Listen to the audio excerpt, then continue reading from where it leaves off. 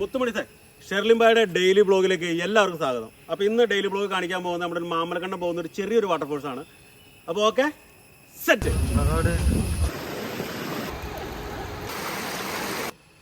അപ്പോൾ മുത്തുമണി sir, daily ബ്ലോഗിൻ്റെ first തന്നെ നമ്മൾ മാമലക്കണ്ടത്തിനാണ് പോകുന്നത്. മാമലക്കണ്ടം ഒരു ചെറിയൊരു വാട്ടർഫോൾസ് കാണിച്ചു തരാം. അവിടെയാണ് നിങ്ങൾ കണ്ടു നോക്കട്ടോ. അതുപോലെ തന്നെ നമ്മൾ പോണ വഴിക്കൊരു ചെറിയൊരു മാടക്കടയുണ്ട്. അവരുടെ അടുത്ത് ചായ, കുറേ സ്നാക്സ്, കുറേ സംഭവങ്ങളൊക്കെ ഉണ്ട്. അപ്പോൾ അവർ സപ്പോർട്ട് ചെയ്യണം തീർച്ചയായിട്ടും. Okay, set.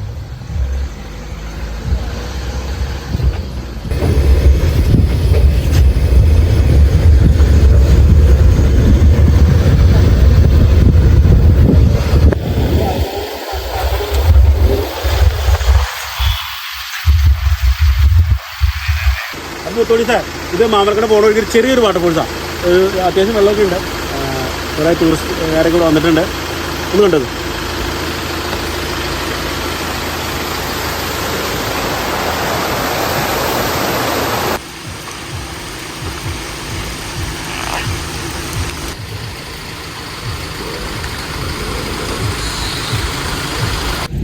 അപ്പോൾ മുത്തോടി സാർ, നമ്മുടെ സ്പോട്ടിലെത്തിയിട്ടുണ്ട്.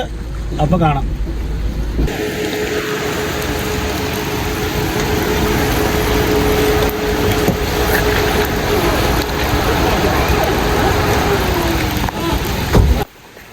അപ്പോൾ മുത്തുമണി സാർ, അപ്പോൾ ഷെർലിമായി പറഞ്ഞ സ്പോട്ടെത്തി.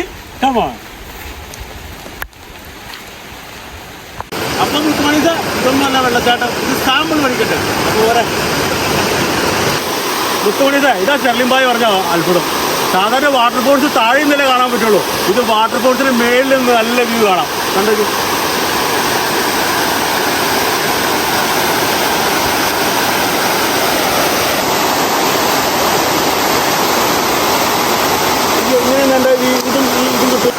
അതുപോലെ ഒരു കാര്യം പറയാനുള്ളത്, നമ്മുടെ കുട്ടമ്പുഴ പഞ്ചായത്തിൽ 100 കണക്കിന് ഇതുപോലെ ചെറിയ ചെറിയ വാട്ടർഫോൾസുകളുണ്ട്.